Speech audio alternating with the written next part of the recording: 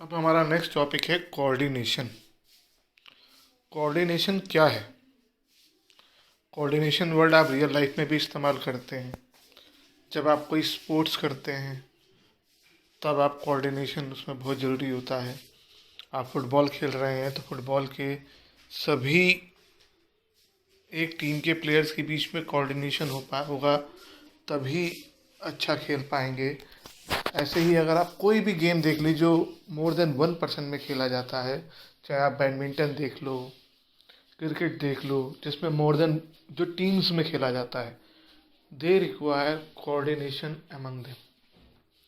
अगर उनके बीच कोऑर्डिनेशन नहीं होगा तो वो गेम कभी जीत ही नहीं सकते। उनसे बार बार गलतियां होंगी। अगर आप कभी क्रिकेट देखते हो तो दो बैट्समैन जो टीम खेल रहे होते हैं उनके बीच अगर कोऑर्डिनेशन नहीं होता है तो उन दोनों में से एक रन आउट हो जाता है। तो प्लेयर्स के बीच में कोऑर्डिनेशन होना ज़रूरी है। बिल्कुल उसी तरीके से मैनेजमेंट में भी सभी एक्टिविटीज़ के बीच में कोऑर्डिनेशन होना ज़रूरी है। तो सबसे पहला है कि ये कोऑर्डिनेशन होता क्या है। It is synchronization of various activities and efforts in an organization, providing the required amount of quality, timing, and sequence, that thus ensuring the achievement of the planned goals with minimum content। क्या मतलब वो है इसका? इसमें एक बहुत important word है जो मैंने डार्क भी किया हुआ है, सिंक्रोनाइजेशन ऑफ वेरियस एक्टिविटी।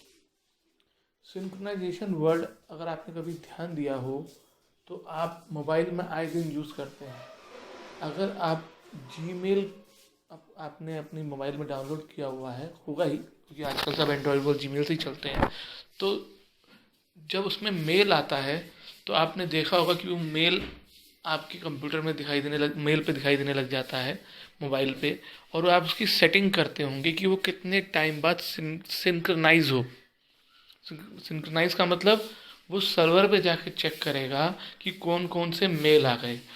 और दूसरी चीज़ सिंक्रनाइज में क्या करेगा, वो जैसा सर्वर में आपकी ईमेल आईडी में जो मेल्स वो दिखा रहा है वही सेम टू सेम मेल्स आपके मोबाइल में भी दिखाएगा। जो आपने मोबाइल से डिलीट कर दिए हैं वो सर्वर में डिलीट हो जाएंगे, और जो सर्वर में नए आ गए हैं मेल्स वो आपके मोबाइल में भी दिखाएगा।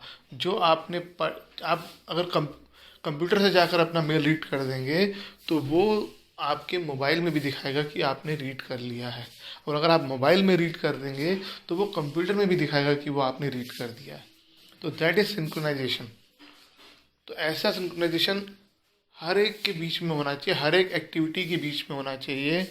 कि सपोज किसी चीज़ को हमारे दो हाथों के बीच में सिंक्रोनाइजेशन होता है, दो पैरों के बीच में सिंक्रोनाइजेशन होता है। आप चलते हो तो एक पैर आगे चलता है, फिर दूसरा पैर आगे चलता है। कभी एक ही पैर को आगे बार बार बढ़ा कर देखो, आपको दिक्कत आएगी चलने में। ऑटोमेटिकली आप एक पैर, आपको नेचुरली चलते हैं। ऐसी आइज़ आपस में सिंक्रोनाइज करती हैं, दोनों हाथ, सारी फिंगर्स एक दूसरे के साथ कोऑर्डिनेट करते हैं। तो दैट इज़ सिंक्रोनाइजेशन। तो ऑर्गेनाइजेशन में भी ये सिंक्रोनाइजेशन चाहिए होता है। हर एक एक्टिविटी एक दूसरे के साथ सिंक्रोनाइज होनी चाहिए। जब पैसे की ज़रूरत हो तब पैसा आ जाए, जब रॉ मटेरियल की ज़रूरत हो तब रॉ मटेरियल अवेलेबल हो, जब सेल्स डिपार्टमेंट को फिनिश्ड गुड्स की ज़रूरत हो तो वो प्रोड्यूस होकर तैयार हो। तो जिस तारीख को आपको ऑर्डर पूरा करना हो उस तारीख को सब कुछ बन के तैयार हो जाए। तो ये कोऑर्डिनेशन है। तो कोऑर्डिनेशन की कैरेक्टरिस्टिक्स पढ़ते हैं अब। फीचर्स ऑफ कोऑर्डिनेशन या कोऑर्डिनेशन की कैरेक्टरिस्टिक्स। पहला है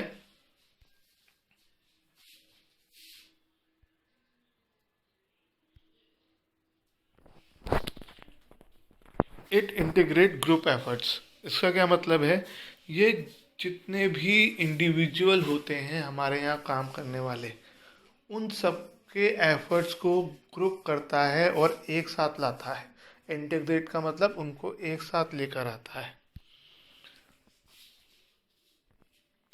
फिर एंश्योर्स यूनिटी ऑफ एक्शन।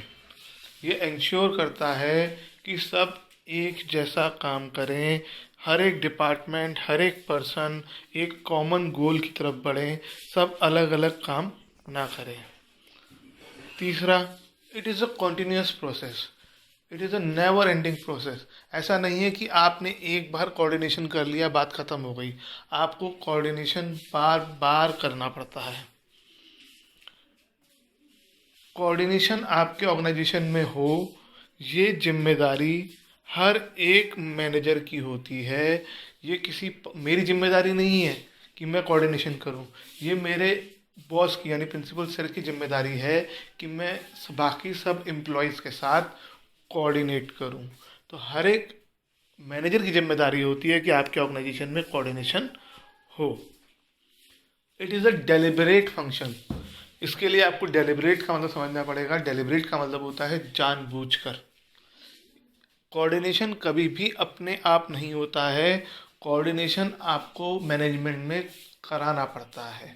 ऐसा नहीं है कि आप ये सोच लो कि मान लो प्रिंसिपल सर कोई ऑर्डर निकालें और समझ जाए कि मैं अपने आप बाकी सबसे बात कर लूँगा। ऐसा नहीं है। उनको सही ऑर्डर निकालना पड़ेगा और ये बताना पड़ेगा कि मुझे बाकी सबके साथ किसको रिपोर्ट करना है, कौन मुझे इंस्ट्रक्शंस देगा, क्या काम मुझे करना है और काम ख़त्म करने के बाद मुझे किसे बताना है। तो कोऑर्डिनेशन के लिए एफर्ट चाहिए होते हैं। कोऑर्डिनेशन अपने आप नहीं होता है। और परवेसिव फंक्शन, परवेसिव वर्ड हमने पहले भी पढ़ा है, जो हर जगह हो। कोऑर्डिनेशन हर जगह चाहिए, इवन हर डिपार्टमेंट में चाहिए, हर लेवल ऑफ मैनेजमेंट पे चाहिए। Even coordination is required while doing the functions of management. तो कोऑर्डिनेशन जो है हर जगह चाहिए होता है, at all levels and all type of organisations also.